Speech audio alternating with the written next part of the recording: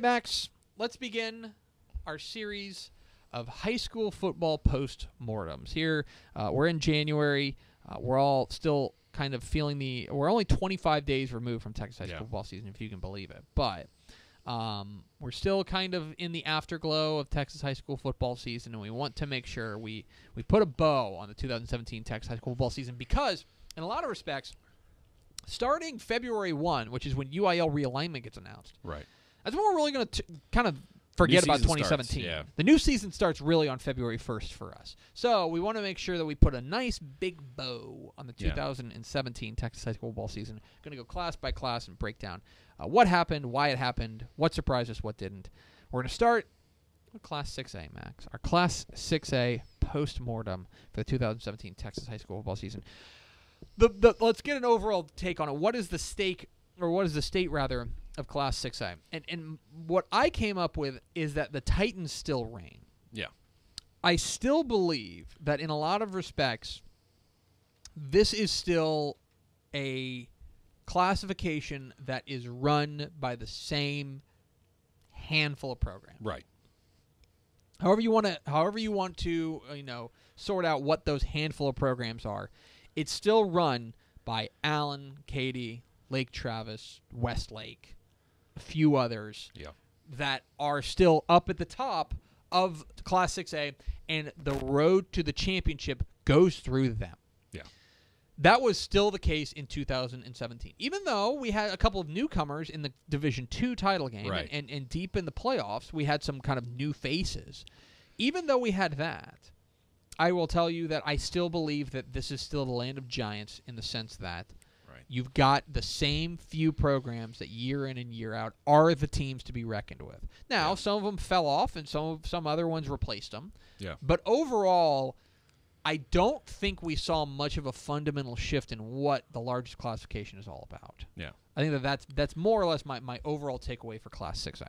I think that's probably the right take, and the only thing I'll add, too, is I think we have more stability going into next season. We'll talk about this later.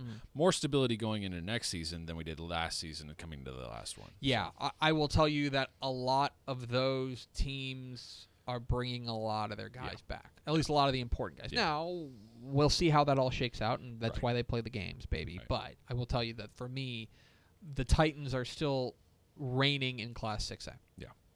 Let's get to 3 players of the year.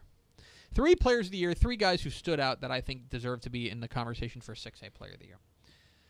Let's start with Midway quarterback Tanner Mordecai. The numbers he put up were impressive. I think that you saw what happened when Midway was able to when Cy-Fair in the state championship game was able to mitigate Tanner Mordecai's impact. They basically took away what Midway does. Right. And that's with all due respect to James Fulbright and that great offensive line and what was a good defense. But to me, Midway was all about Tanner Mordecai, and in a lot of respects, when they needed a big play, they turned to him, and he put them on their back. So, Tanner Mordecai is, I think, in the running for a Player of the Year spot. So is Allen running back Brock Sturgis. And you saw this in the title game as well. That for all we talk about, what does Grant Tisdale do at the quarterback spot? No, can they get the ball to Theo Weiss? Right. And can this Allen defense make the stops when they need it to? For all the talk about that, when they needed to close out games, and that's kind of what Allen does, is they kind of get up by about 7 to 10 points, and then they close you out. Yep. They turn to Brock Sturgis, and he was their closer, man. Say, take us home. Yeah. Yeah. And he did. He did every single time. That's why they went 16-0. I think the biggest reason that Allen is state champions is Brock Sturgis. And so I think he is in the running for a Player of the Year spot. And so is Cy-Fair wide receiver and defensive back Eric Hallett. Here's a guy who played both ways at a 6A level, which is insane. Yes. Played both ways and was at the very least, the emotional leader of one of the best defenses in the state. He was also like the playmaking leader of one of the best defenses in the state. I think he had 7 interceptions on the year. But he is, to me, he's the straw that stirred the drink on Cy-Fair. That on a team that was, I keep saying this, and I don't mean it to be insulting, but a team that was largely just a collection of guys, right? It was a team that was better than the sum of their parts. Yeah. Right? That's what Cy-Fair was. The best team. Yes, the best team. And it was for that they had one guy who stood out and who made you go wow, and that was Eric Hallett. And so a big reason why I think they're 6A Division II state champ. Those are my 3 picks for players of the year. 3 surprises. Let's stick with Cy-Fair. This is a team that started outside of our top 25. Actually, it started outside of our top 40. Yeah, I was going to say. I believe they started the year on our computer rankings ranked 51st in Class 6A. But something clicked, and they just kept rolling. And in an age where offense is the coin of the realm, they went the other way. And they said, let's play great defense. Let's lock it down. And it's funny.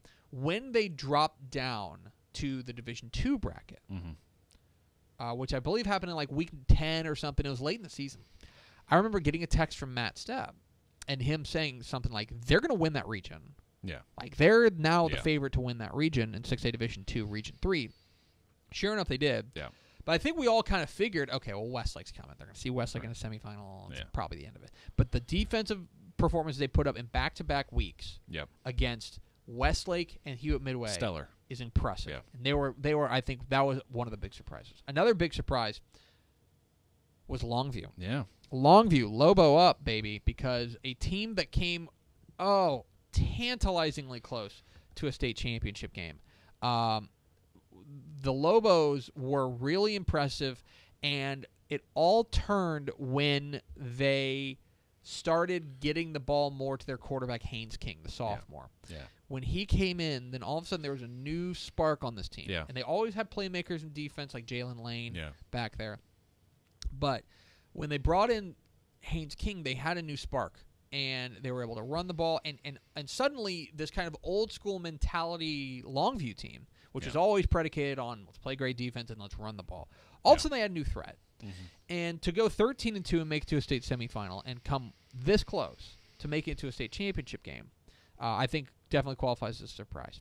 And then a team maybe you forgot about, El Paso Pebble Hills. Yeah, that's a good call. The newest program out there in EP, a program, and normally the first 2 years of varsity play go pretty sloppy, generally speaking.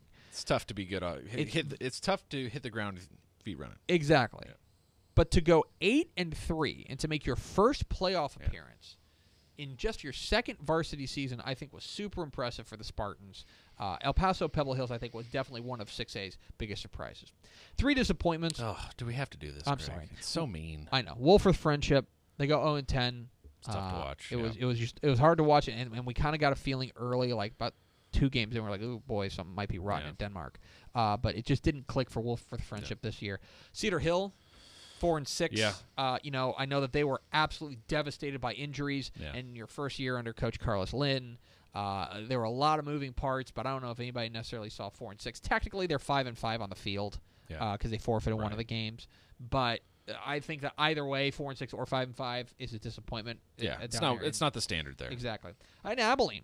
3-7 for Coach Delvane Cox. This was not such a great year last year. I know it was. Yeah. I think that our expectations got raised. Yeah. Because of 2016. That was probably a really strong senior class, and that then all of a sudden it just bam. Yeah.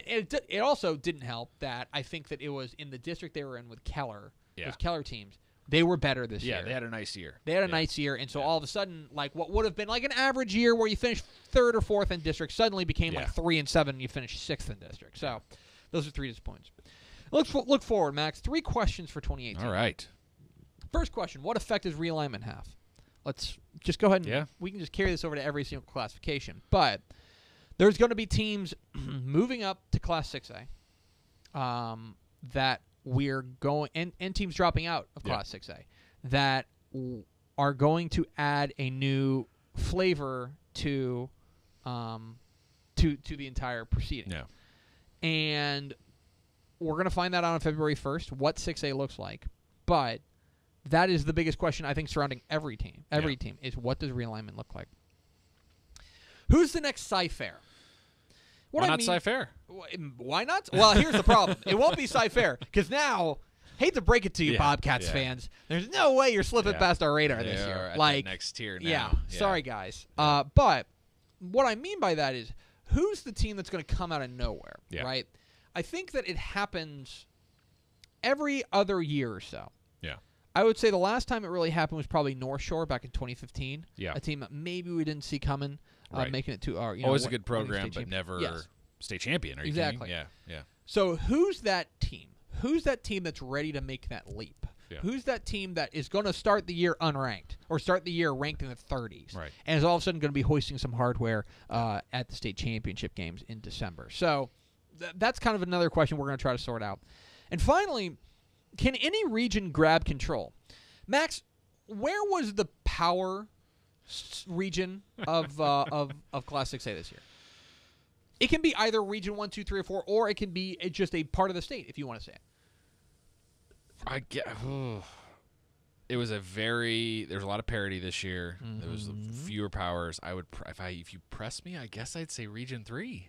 You'd probably say Houston. Yeah. You'd probably say the Houston area was probably the best Yeah. region. But it's definitely not clear cut. Right. Right? Look at just the state finalists, right? Yeah. You had a finalist from Austin, a finalist Yeah. from Waco, a finalist from Houston, and a finalist from Dallas. Right. I mean, that is as parity as it gets. Yeah. Normally 6A gets to it and it gets to the state championship games and it's Dallas versus Houston. Yeah. Or it's Dallas versus San Antonio. Yeah. Or someone like that. Yeah. Instead, I think the wealth was very well spread out Yeah. in 2017. So in 2018, is there a region that can step up and say, we are the power region in 6A? Because right now, I don't think it exists. Like, if you remember back to 2015, we came off of the state championship saying, there's no doubt about it, Houston is the high school football capital of Texas right now, right? Yeah. And before that, we were saying it's Dallas. It was Right. DFW. Dallas had a nice 3-year run or so. In past years, we've said it's Austin, Yeah. right? That doesn't exist in 6A right now. Yeah. There is no power region in the state. So who can do that? Is there a region that can step up, or will we have another year worth of parity? And so those are our 3 questions for 2018, and that's our postmortem for the 2017 Texas high school football season in Class 6A. We'll miss you, 6A.